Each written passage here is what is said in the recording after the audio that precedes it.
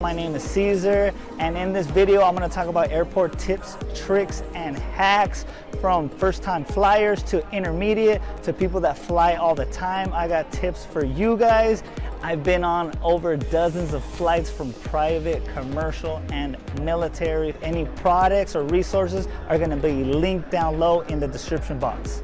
First tip is do not do curbside check-in unless you guys are running real late, because there is a fee or tips is strongly enforced. I used it one time without knowing that it was going to be a price tag to it, so it was $10, and that was $10 too much because all I had to do was walk 50 feet into the airport and check my bags in for free.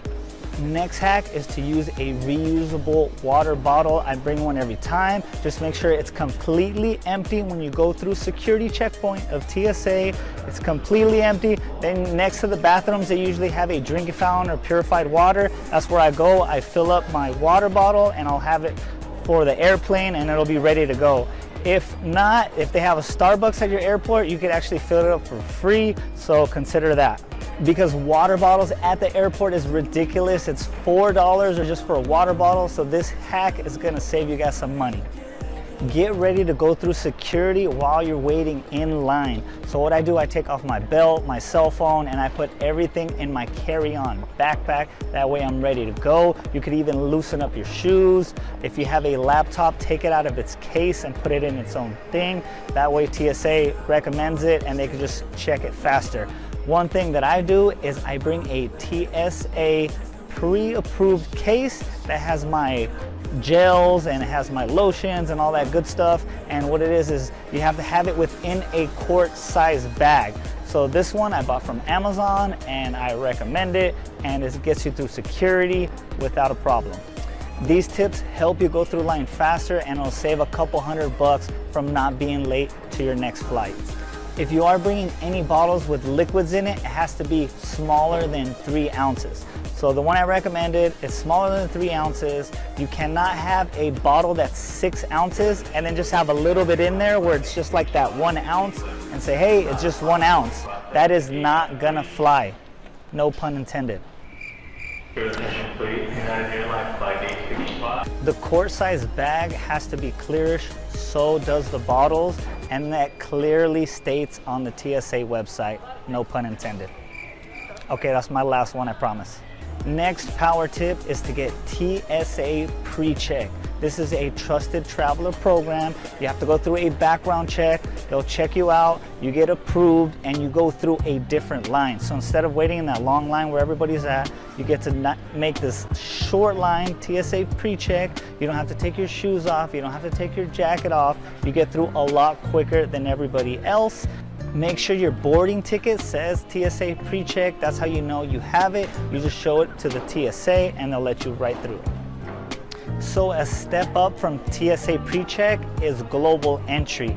Global entry is mainly for international flights. On the back of your card, it says the pass ID, and you put that in whenever you're booking your flight. So you get pre-check and you get a faster pass when coming back from an international flight.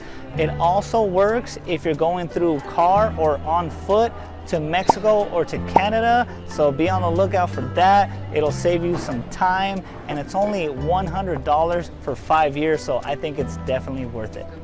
So another cool hack is Netflix now has a download option. So you could download your favorite show or your favorite movie and you could watch it on the airplane. That way you don't have to get the Wi-Fi package, or if they're playing a movie you don't like, you could go ahead and watch that. Also, you could download an audiobook. I'll leave the link for Audible down in the description box below. You could listen to a book while you're relaxing on the plane. You could do that also. That way you don't have to buy that expensive Wi-Fi plan. Try to use the bathroom before you jump on the plane, because who wants to use a stinky small airplane bathroom when you could use a nicer one at the actual airport? I try to limit my water intake, that way I'm not having to go to the bathroom when I'm inside the airplane. Make sure you download the app to whatever airline you are using. That way you could check your flight status, to check if there's any gate changes. You could actually check out to see what gate your layover is going to be at. So if you have a quick connection, you make sure you're there and you're not late. Sometimes they have perks if you download the airline app. Like we flew United, and on United Airline app, you could actually stream movies and shows for free without paying for the Wi-Fi plan. So it's good to download whatever airline you're using and see what kind of perks they have.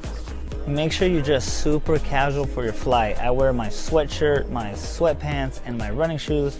My wife, she usually wears her leggings and her jacket. You guys have to make sure you have a sweater or jacket because it gets freezing cold once you're up in the plane. And sometimes they don't have blankets for everybody, usually just business class.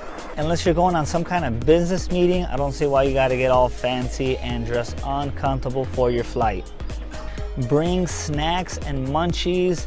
You could bring it through TSA security, and also it could hold you over, that way you're not buying expensive airport food.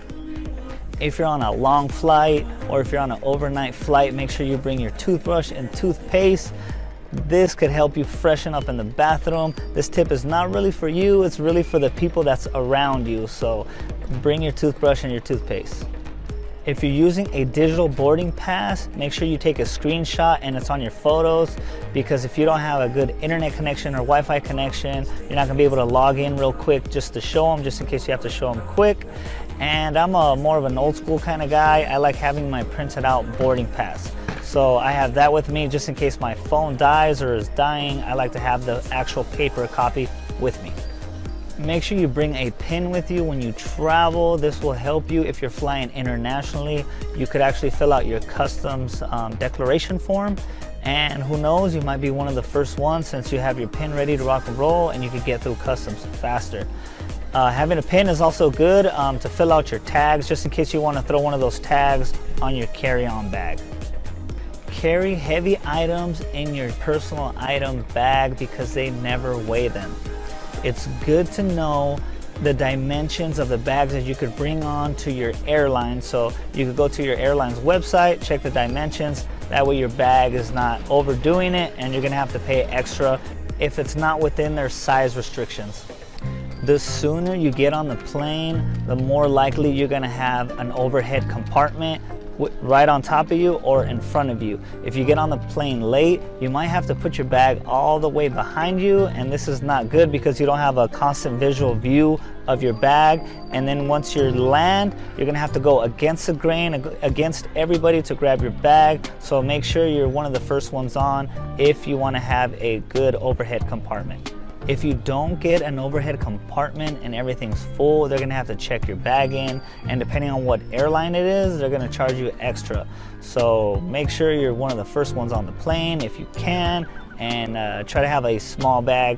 You could also place your bag under the seat in front of you, so be aware of that. If you do not have a luggage yet, please do not buy a black bag. Everybody has black bags. Myself, I thought I was gonna be cool because I got a bag that has half black, half gray, but once it flips on the black side, it looks like every other bag. So do not buy a black bag when you're traveling.